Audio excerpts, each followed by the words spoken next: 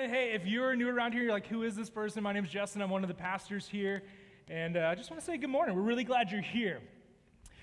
If you were here last week, Chad said he was going to talk about two things that you're never supposed to talk about in church, money and politics. And we'd see if, he still had a job this week. And so I got called in to teach today.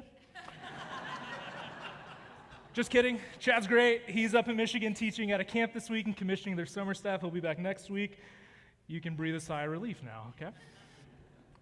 Hey, if you are new around here, you haven't been around in a bit, we're in the middle of this series called Cul-de-sac Christianity. We're looking at 5 practices that we think are core to following Jesus well here in suburbia. Practices that we would say lead to what Jesus called life and life to the full, the good life. And so far we talked about this idea of slowing down a few weeks ago, right? That we need to unhurry our life so that way we can live at a pace of love. We talked about stability, the need to be rooted to a people, a place, a purpose to bless our neighbors. We talked about generosity last week. On the docket for today, the practice of simplicity. So to start, just a little excerpt from our passage for today. Luke chapter 12, verses 13 to 15. If you have a Bible with you, you can open it up or follow along in our church app. We'll read the full passage in just a moment, but here's just a little piece of it. Someone in the crowd said to him, "Teacher, tell my brother to divide the inheritance with me." Jesus replied, "Man, who appointed me a judge or an arbiter between you?" Then he said to them, "Watch out. Be on your guard against all kinds of greed. Life does not consist in an abundance of possessions." That last line's worth repeating. Life does not consist in an abundance of possessions. But here's the problem. You and I live in a culture that has been designed from the ground up to make us believe the exact opposite of that line. We've been conditioned to believe that the good life can only be found in the pursuit of more and more things. There's this parable from the author David Foster Wallace. He talks about these 2 fish who were swimming along one day. And an older fish comes swimming along from the opposite direction. And as the older fish swims by, he says, "Good morning, fellas. How's the water?" And the 2 fish keep swimming for a bit. One of them turns to the other and says, "What the heck is water?" Today, I want to introduce you to the water that you and I have been swimming in for at least 70 years now. And it all starts in the study of an Austrian psychologist by the name of Sigmund Freud. Maybe you've heard the name before. Freud, if you don't know, is one of the first modern thinkers to disagree with the Enlightenment claim that you and I are purely rational creatures. One of the core claims of the Enlightenment was this phrase, you've probably heard it before, "I think, therefore I am." It was a view of human nature that assumed that we are logical, that we're analytically driven people, that we make calculated decisions based on facts and data alone. That if we were given all the facts and data, we would always make the right choice. And Freud comes along and he studies human behavior, and as he studies human behavior, he goes, not so fast.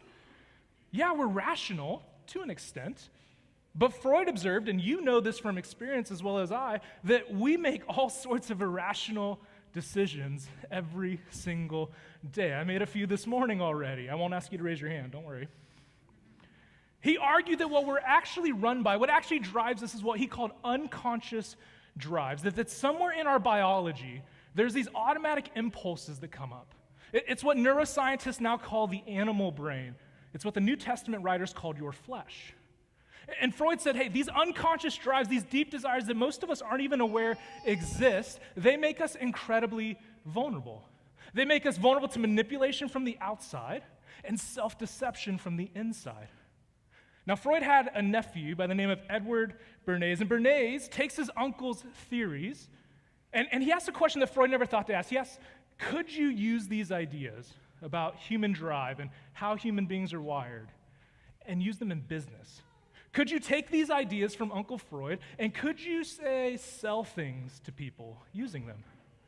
And the answer, it turned out, was yeah, you actually could, and you can make a lot of money doing it. Bernays takes Freud's ideas, brings them to Madison Avenue in New York City, and he becomes the father of public relations. And I'm setting this all up to help you understand just how much you and I have been affected by these very seemingly simple but profound ideas. Here's how Bernays talks about how he thought about manipulating the American mind. Here's an opening line from his book.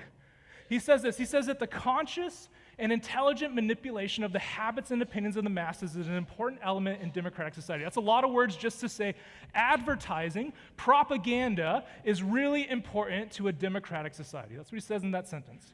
Then he says this, and this is where it starts to get scary. Those who manipulate this unseen mechanism of society constitute an invisible government, which is the true ruling power of our country. We are governed. Our minds are molded, our tastes are formed, our ideas are suggested largely by men who we have never heard of. Now, I'm not a conspiracy theorist. I don't believe that there's like a new world order underneath the Denver airport. There's lizard people, but not a new world order. Some of you did not get that joke, and that's okay. It's probably better you didn't, actually. But it is an open historical secret that after World War II, there was this shadowy alliance that formed between politicians in Washington, bankers on Wall Street, and advertisers on Madison Avenue, all with the goal of reshaping the American and the global economy. See, there had been this massive wartime economic engine that had been built. And to keep it running after World War II, they needed Americans and the world to start buying things that they did not know they wanted yet. One of the senior partners of Lehman Brothers, this investment firm at the time, wrote this very beginning of the movement. Here's what he said. Look at the first line. We must shift America from a needs to a desires culture. People must be trained to desire, to want new things, even before the old had been entirely consumed or used up. We must shape a new mentality in America. Man's desires must overshadow his needs. Or listen to this line from an economist in 1955. Our enormously productive economy demands that we make consumption our way of life. Notice it's all economically driven. It's all financially driven. That we convert the buying and use of goods into rituals.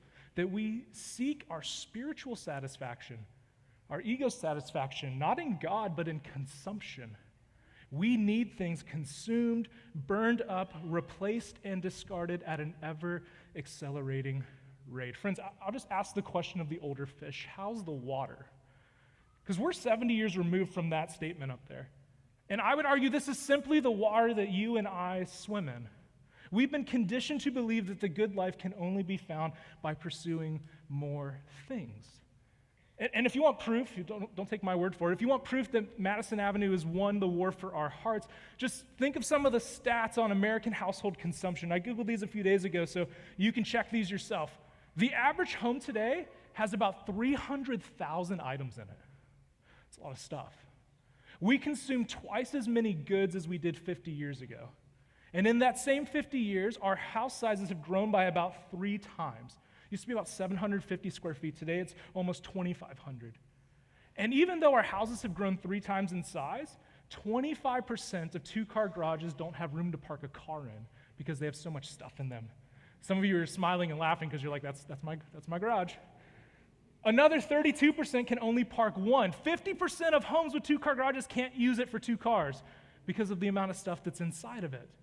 Add to that, the Wall Street Journal this week said there's about $1.3 trillion in American credit card debt right now. It's $12,000 per American household. We have a mountain of stuff. We have a valley of debt, and most of us aren't any more content with all of it. In this room is represented the most well-off generations in human history. And yet we are also the most anxious generations in human history. We're more lonely than ever before. We're more medicated, and we're less content than any generation that came before us. And I just have a really hard time believing that this is the good life that Jesus invites us into.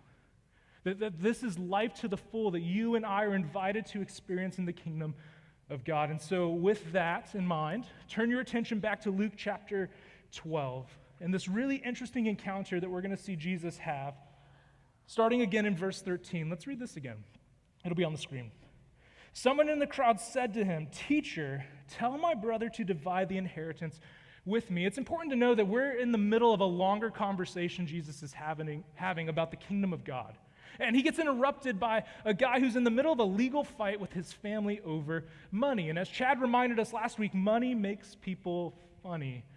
And this man does what people have done with religion for millennia. He tries to weaponize spiritual authority for his own greed. Right? He calls Jesus teacher, rabbi. He's leaning on Jesus' spiritual authority saying, "Hey, can you help me win my case against my brother?" And watch how Jesus responds. Man, who appointed me a judge or an arbiter between you? That's not my job, Jesus says. And instead, he offers this spiritual diagnosis of the man. Verse 15, watch out. Be on your guard against all kinds of greed. Life does not consist in an abundance of possessions. Notice the phrase Jesus uses, all kinds of greed. The Greek word there for greed, it has this idea of a desire for more without limit. One lexicon defines it as an insatiable, unchecked lust for accumulation. So that's helpful for me to think of in the anatomy of human sin and how you think about sin. Lust is to sexuality as greed is to materialism. It's this unconscious drive. Remember Freud, right? It's the unconscious drive that tricks your brain into believing that what you have is not enough, that you need more and more and more. And notice, just by the way, that Jesus doesn't say that things are bad. He doesn't say stuff is evil. He's not trying to guilt you or for owning things. He's just stating this law of reality. The good life is not found in more stuff. And then to make that very clear, he tells a story. Here's the story. I think we're in 16. It says, the ground of a certain rich man yielded an abundant harvest. Notice who brings the harvest. It's not the man's work. It says the ground brought it. So in other words, Jesus is saying that this is a byproduct of God's generosity, that rain and sun and fertile soil, this man has been given a gift from God, an abundance. What will he do with it? It says this. He thought to himself, what shall I do? I have no place to store my crops. In an ancient communal farming society like first century Israel, the answer to the question, what should I do when God gives me a gift of abundance, is an incredibly obvious one. It's actually a rhetorical question. You share it with the poor. This is long before the modern welfare state. There is a theological and a social expectation that a rich man should use God's gift of a surplus to take care of the poor and ensure the survival of the village. So what does the man do? Verse 18. Then he said, this is what I'll do. I'll tear down my barns and build bigger ones, and there I will store my surplus grain. In modern language, I'll sell my business, diversify my portfolio, live off the dividends. And what will he do? I'll say to myself, you have plenty of grain laid up for many years. Take life easy. Eat, drink, be merry.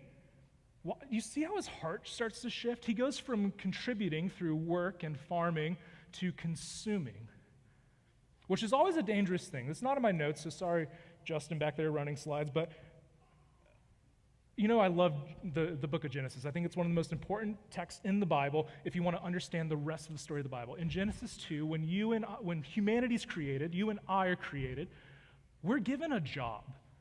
We're given a job to work and take care of God's creation. Everything you do, your vocation, your work, whether it's raising kids and being part of a family, whether it's investing in stuff or building things, whatever, or teaching, whatever you are called to do, you do it for the glory of God. But you are called to do stuff. You're called to work. So whenever our mindset shifts from I'm supposed to contribute to I'm supposed to just consume, we are in a very dangerous place, my friends. That's a freebie, okay? Don't worry about that one. Sorry, we'll keep going. Back on track, Justin.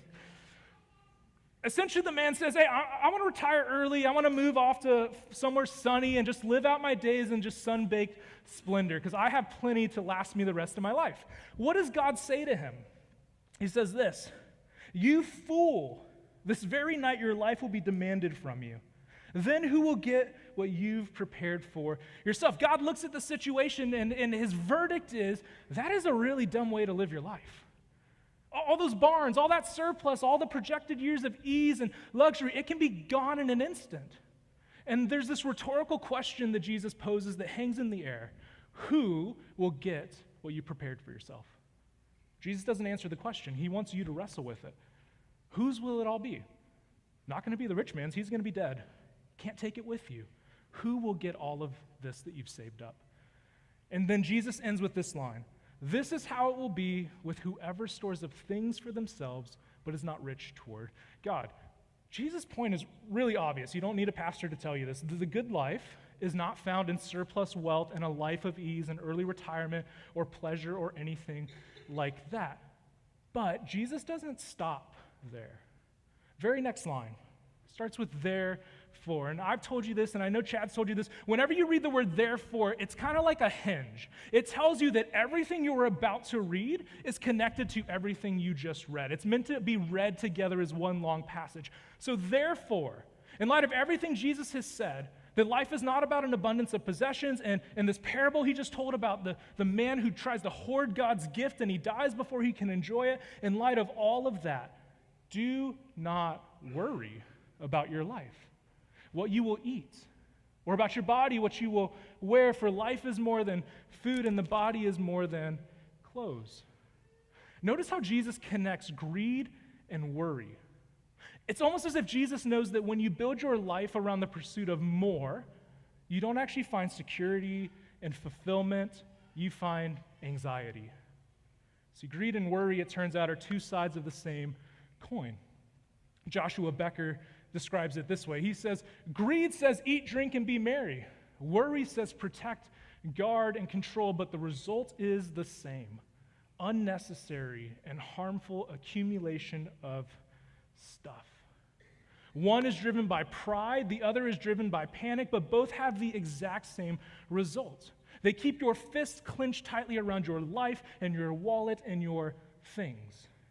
And so Jesus first calls out this tendency to accumulate things because of greed and lust for more. Then he immediately calls out our tendency to accumulate things because of worry and anxiety and fear.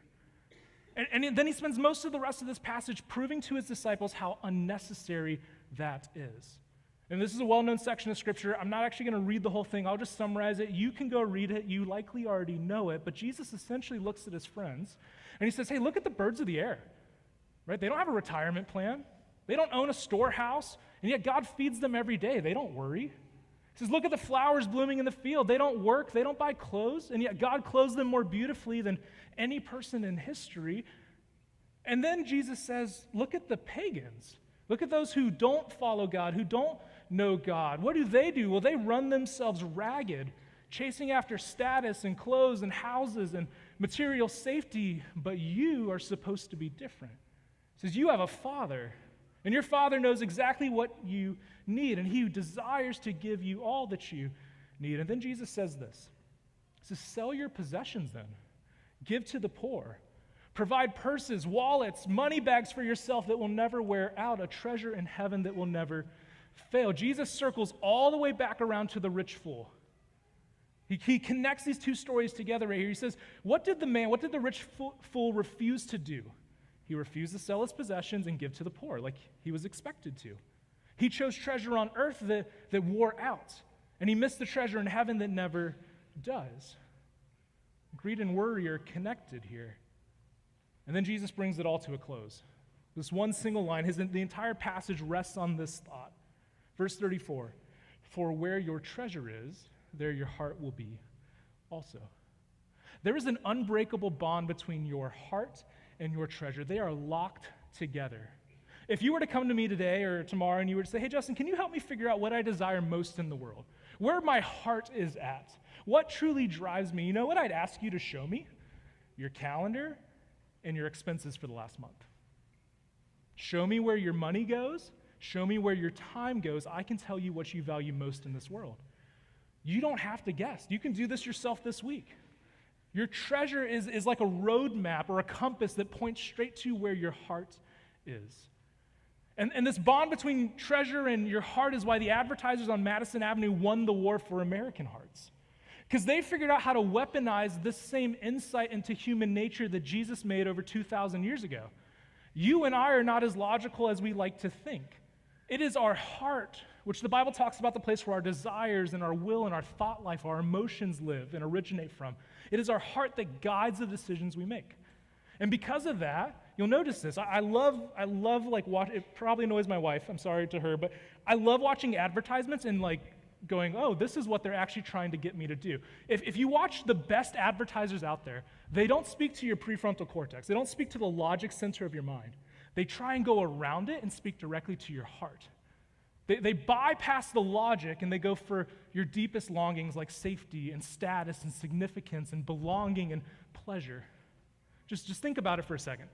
The ad that pops up on your feed for a vehicle isn't actually selling you a motorized metal box with 4 tires. I mean, it is selling you that, but what it's actually targeting, the ad itself, if it's a really good one, it targets your desire for something, safety or pleasure or status or significance. Take for example, I have a Subaru. I drive a Subaru. Every single Subaru commercial follows like the exact same script. It's two like athletic, good-looking, outdoorsy people. They usually have a golden retriever or a border collie with them. You laugh because you know this is true. And they drive through like redwood groves, and they're outdoors, and they trek up to some majestic wilderness overlook. Subaru doesn't tell me the horsepower of the vehicle. It doesn't tell me how comfortable the ride is, because they are trying to sell me a vision of the life I could live with that car. They're tapping into a desire in my heart to be adventurous and rugged and look really cool doing it. Do you know how many times my Subaru has been off-road in the 5 years I've owned it? 0. But it could. And that's the whole point. That's the deception. Or think about like marketing for like high-end furniture. It has absolutely nothing to do with the wood or the fabric, right? They don't tell you the weight limit of the frame. They don't tell you the chemical makeup of the cushions. Instead, they'll show you like a backyard full of friends. String lights overhead. Everybody's laughing and having a good time. No one's on their phone. They all have a drink in their hand. The kids look like they enjoy being with their parents. Like, because what are they doing? They're not selling you furniture. They're selling you a lifestyle. They're selling you a shortcut to community or contentment, a vision of a life well lived, because they aren't selling to your brain. They're not selling to your logic. They're selling to your heart, the place where your desires and your longings and your emotions live. Because they know that where your heart is, there your treasure will be. And if the madmen can win your heart, they can win you. But notice what Jesus says about the treasure-heart connection. And this is really interesting to me because I've read this so many times, and I just noticed this recently. Notice the flow of Jesus' thought. We've been talking about how your treasure will follow your heart.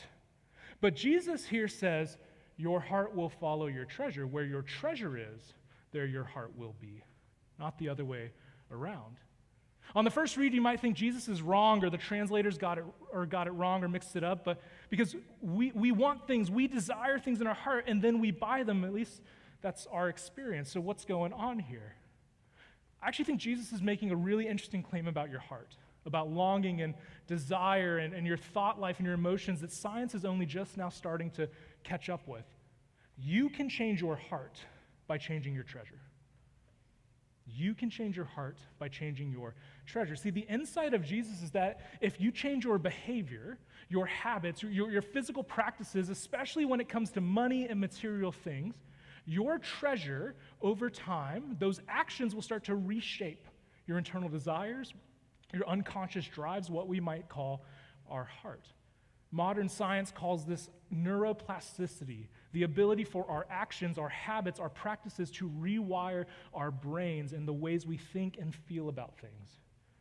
And so Jesus is saying this: if you want a heart that is aligned with the kingdom of God, a heart that is full of joy and contentment and generosity and peace, and who wouldn't want that? A heart that's free from greed and worry, then change your treasure. Change what you do with it. So how do we actually change our treasure, or at least how we handle it? I would suggest that we learn to practice what the early church called frugality, what others have called simple living, or minimalism, what we would refer to as simplicity. And some of you just tensed up a little bit because it's like when Chad talks about money, like the wall starts to go up, or all these churches, all they ever do is talk about my money and my things because that's all they want. Like, we don't. Jesus does, but we don't. We should actually probably talk about money and things more because Jesus talks about it 25% of the time, which is about how often I preach up here. So imagine if I came up here every time and talked about money and stuff and how you should get rid of some of it. Our attendance would really fast. I'm not going to tell you to get rid of everything you own. I'm not going to tell you to downsize your house. I'm not going to say cancel your retirement plans. It's not what I'm saying. At the end of the day, the way of Jesus, the good life, life to the full, is always an invitation. Jesus never guilts or shames people into the good life, but he is always inviting them to the next step.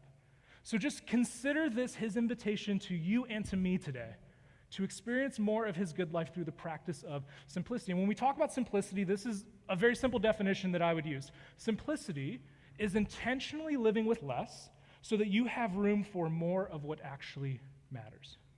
Intentionally living with less so you have more room for what actually matter. Simplicity is all about creating space so you can have more of the right things. And that's the difference between the Christian practice of simplicity and like the secular practice of minimalism. Right? Minimalism or decluttering or organizing is usually about creating space for more stuff to fill the space you just cleared out. But the Christian practice of simplicity is about having less stuff and spending less and having less events on your calendar so you have more room for God and more in the things of God and the things of the good life, more margin, more peace, more freedom, more of the life Jesus called life in abundance. So to end our time today, we're going to get really practical. 3 ways you can practice simplicity this week. Although it's a VBS week, many of you are helping out, so maybe push it off a week, okay? It's a busy week for many of us. First one, don't buy on an impulse. The gap between you wanting something and you having it in your hands has never been smaller in the history of humanity. Right? You see it on TV or on your feed or you get that email, and all it takes is 30 seconds, let your iPhone scan your face, and that item will be on your doorstep in less than a week or 2 days if you pay for Prime. There is no gap between desire and fulfillment anymore.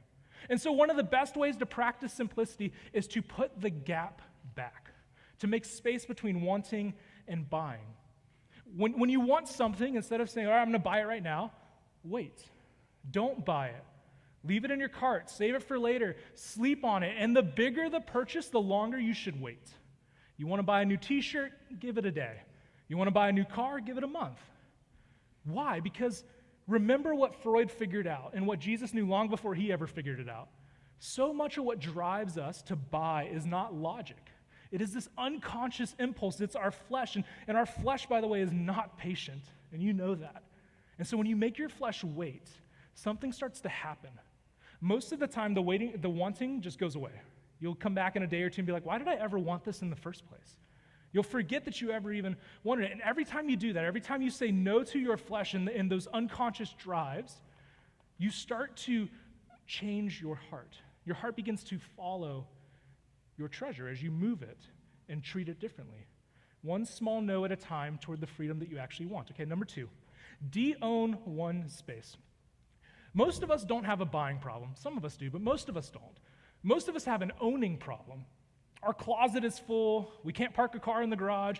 We all have at least one drawer. I have 2 that I can't shut anymore because it's just filled with junk. Like, it just collects things. So this week, pick one space. Just one, and start to de-own that space. Start with something easy like your junk drawer or your closet. Don't start with like all of your kids' memories and stuff. Don't de-own that yet. And as you go through it, just follow these 5 kind of de-owning piles. This is from Joshua Becker. I highly recommend, by the way, if you're like, hey, this is kind of interesting, I'd love to learn more.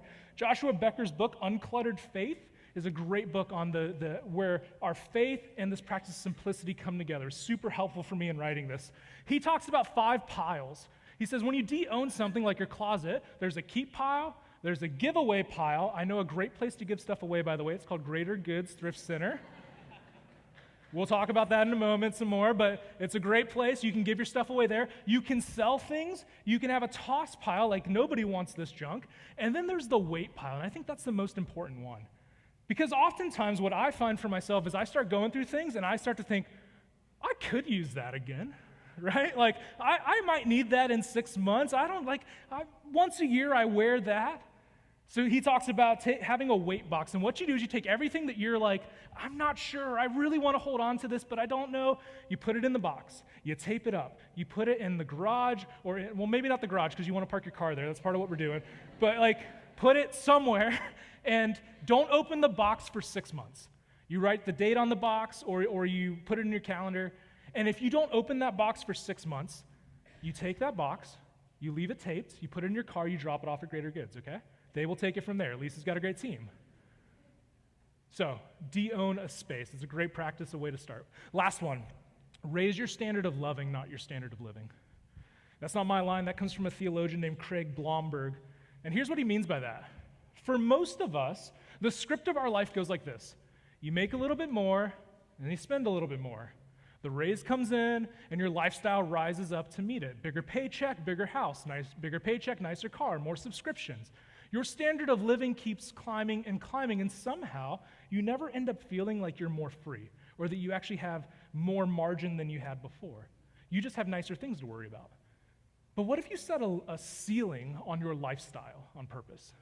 What if you decided that when a surplus comes in, it's not a sign to build bigger barns, but instead to build longer tables?